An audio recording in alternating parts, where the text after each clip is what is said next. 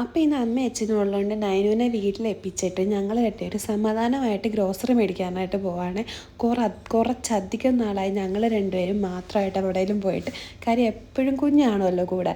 അപ്പോൾ ഇന്ന് ഞങ്ങൾ സമാധാനമായിട്ട് പോവുകയാണ്. അപ്പോൾ നമ്മളിത് അവിടെ എത്തിയിട്ടുണ്ട്. ടോറസിൻ്റെ ഗ്രോസറി ഷോപ്പിലാണ് നമ്മൾ പോകുന്നത്.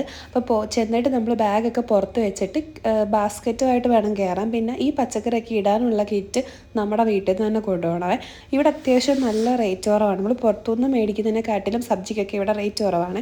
പിന്നെ ഈ ഗ്ലാസ്സിലിരിക്കുന്ന പച്ചക്കറിയൊക്കെ കാണാനൊരു പ്രത്യേക ഭംഗിയില്ല. അങ്ങനെ പച്ചക്കറിയൊക്കെ മേടിച്ച് ബില്ലടിച്ച് കഴിഞ്ഞിട്ട് ഞങ്ങൾ രണ്ടുപേരും കൂടി അവിടെ വെളിയിൽ വന്നിരുന്നിട്ട് സമാധാനമായിട്ടെല്ലാം ഇങ്ങനെ പറക്കി വെച്ചുകൊണ്ടിരിക്കുകയാണ് കേട്ടോ.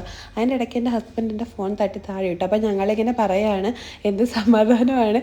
മറ്റേത് കുഞ്ഞുമായിട്ട് വരുമ്പോൾ ഇതെല്ലാം ഒരാൾ ഒറ്റയ്ക്ക് ചെയ്യണം. കാര്യം ഒരാൾ എപ്പോഴും അതിൻ്റെ കൂടെ വേണം. പിന്നെ നമ്മൾ അവിടെ വെളിയിൽ തന്നെ ബേക്കറി ഉണ്ട്.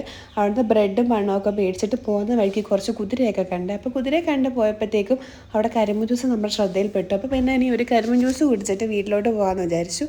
അങ്ങനെ നമ്മൾ നല്ല അടിപൊളി ഒരു കരിമ്പ് ജ്യൂസൊക്കെ കുടിച്ചു വീട്ടിലോട്ട് പോയി. പോകുന്ന വഴിക്ക് പകുതി വെച്ച് നൈനുവിനെ പപ്പേനെ കിട്ടിയിട്ടുണ്ട്. പിന്നെ അവിടുന്ന് നൈനുവിനെ എടുത്ത് വണ്ടി ഇരുത്തിക്കൊണ്ട് നമ്മൾ വീട്ടിൽ പോയി. അപ്പോൾ അത്ര